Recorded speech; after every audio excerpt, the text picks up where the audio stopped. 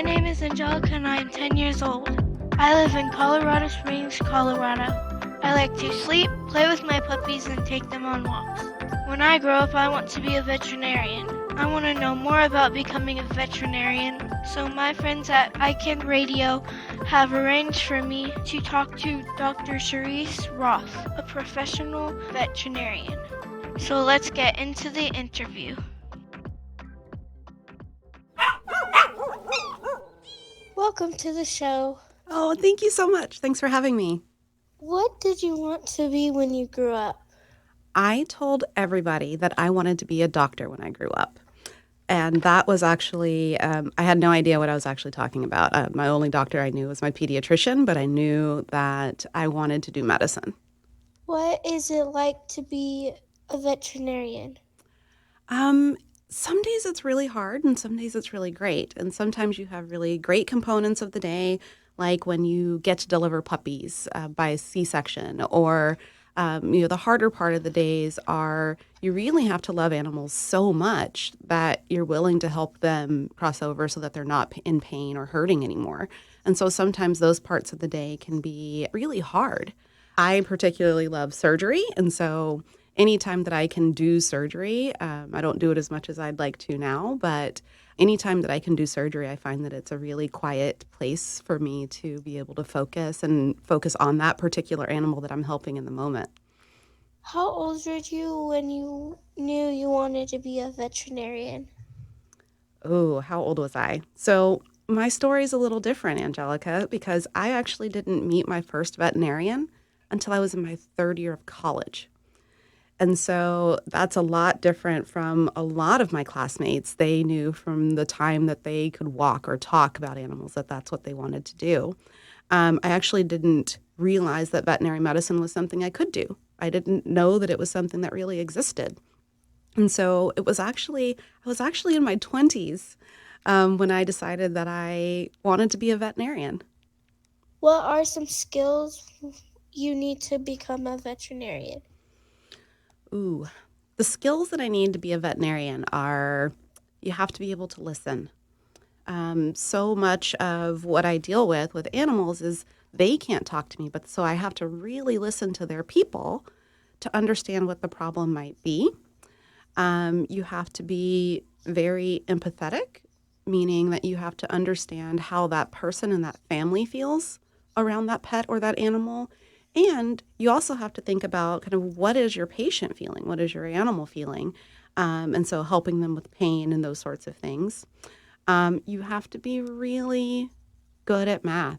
You have to be really good at sciences.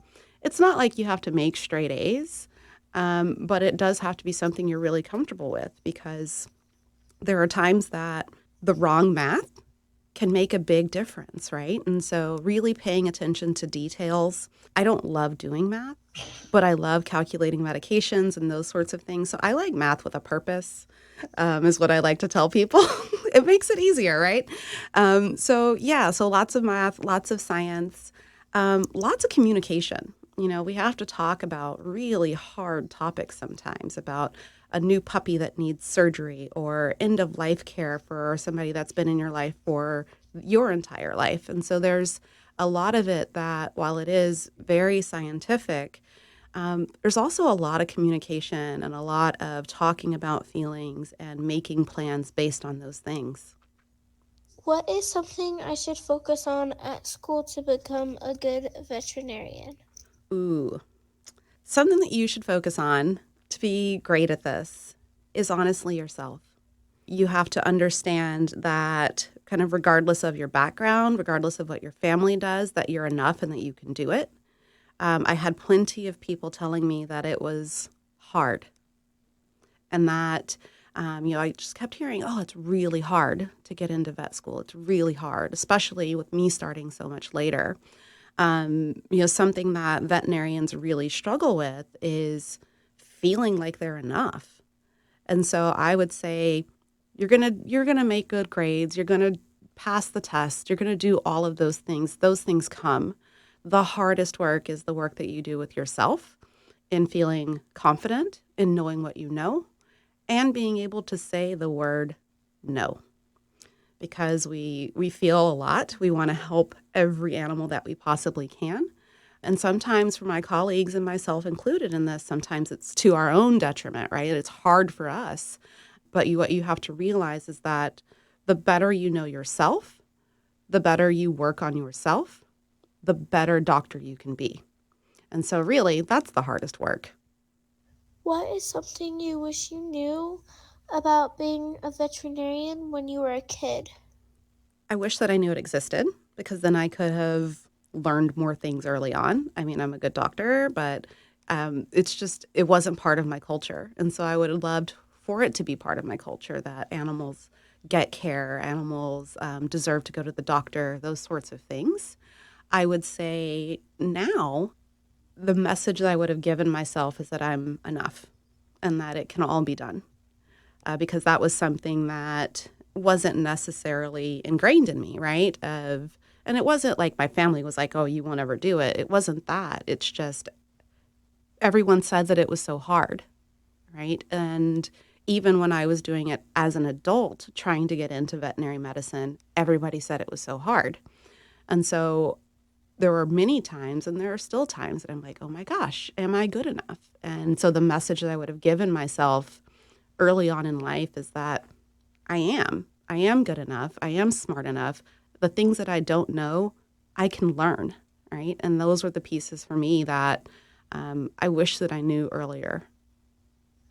What is your best advice for me? Hmm. My best advice for you is to seek adventures. So I'll tell you what I mean by that. So I didn't get on my first airplane, until I was in my 20s. And that was scary, right? I was older. I didn't go visit vet clinics when I was young. But since you have the privilege of knowing what you want to be, seek adventures that can get you there. Maybe it's asking the next time you're at the zoo and you see someone that's in the uniform and you can say, "Hey, I want to be a veterinarian. Is there something special you can show me?" Because sometimes asking those questions open doors for you. So sometimes it equals a back roads tour of what happens at the zoo.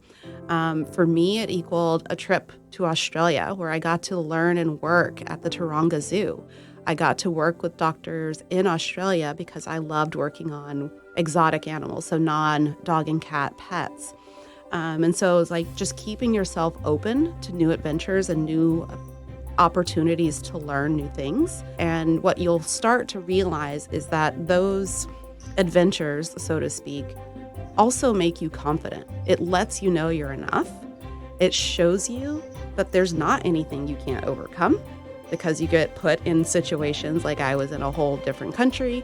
I only knew a couple of people there once I met them. But I did it and it was great. And I learned so much, not just about the medicine, not just about animals and pets, but I learned so much about myself having to go through those things. And so I would say seek adventure, seek scholarships. Veterinary medicine can be expensive to get into. And so part of those adventures are learning, I know it doesn't sound a lot fun, but it leads to fun, learning how to fill out scholarship applications, watching YouTube on grants and writing and things like that so that you can explore and so that you can have adventures regardless of what your family can afford. Do you have any questions for me? I do. How old were you when you decided you wanted to be a veterinarian? So, right now I'm 10 and it was 2 years ago, so I was 8 years old when I knew I wanted to be a veterinarian. That's amazing. See, you're already so far ahead of me. You're so far ahead of me already. So, I have a pug and he loves to run, play, and he likes to sleep a lot. And he likes to play with my other dogs. And then not just long ago, we got a puppy. Her name was Luna. That's incredible. Something that people typically ask me are what kinds of animals I've worked on. Would you like to know? Yes. Okay. So the biggest animal I worked on was actually an elephant. big, big. I've also worked on black jaguars. I've worked on giraffes. I've worked on teeny tiny mouse and did surgery for her. So basically, I tell people that I'll see anything that fits in a door, even though like elephants and giraffes don't really fit in a door. It's something that I enjoy being able to help all different kinds of animals, especially like the creepy crawlies that some people are scared of. So I've done surgery on snakes and turtles, of course, dogs, cats. I actually have a farm, and so we do pigs and goats and chickens, turkeys, ducks. I have 6 dogs, so I do a lot of medicine just at home. But yeah, I've worked on so many types of animals, and that's another thing that I think makes veterinary medicine so cool is that you don't just have to work on humans like human doctors do, that I get to work on all sorts of different animals. Do you have any other questions? What about veterinary medicine makes you want to do it? It looks interesting and something that I would like to do. Yeah. What parts do you think you'd like the most? Making puppies or dogs happy, helping them, and seeing what's going on. I love that. What I think veterinary medicine does, Angelikah, is it gives you an appreciation of how all of these different animals work. So even if you're like, oh my gosh, I don't like snakes, that's fine. You don't have to love them, but you do have to care enough about them that if one was in trouble, that you could help it, right? And in veterinary medicine, you learn about every species and how to help them and how their bodies work. So even if you don't love them, you can go, man, you know, the coolest thing about a snake is that no matter what environment it's in, its body temperature matches that.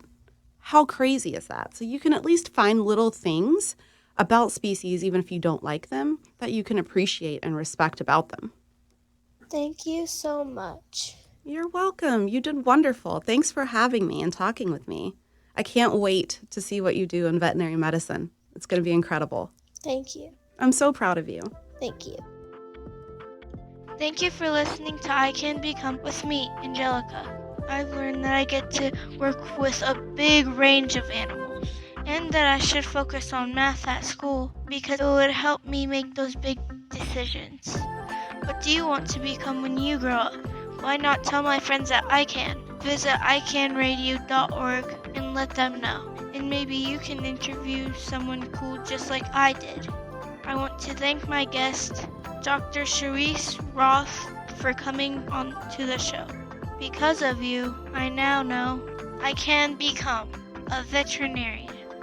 Next week on I Can Become, Ruby discovers what it takes to become an interior designer. Visit icanradio.org to learn more.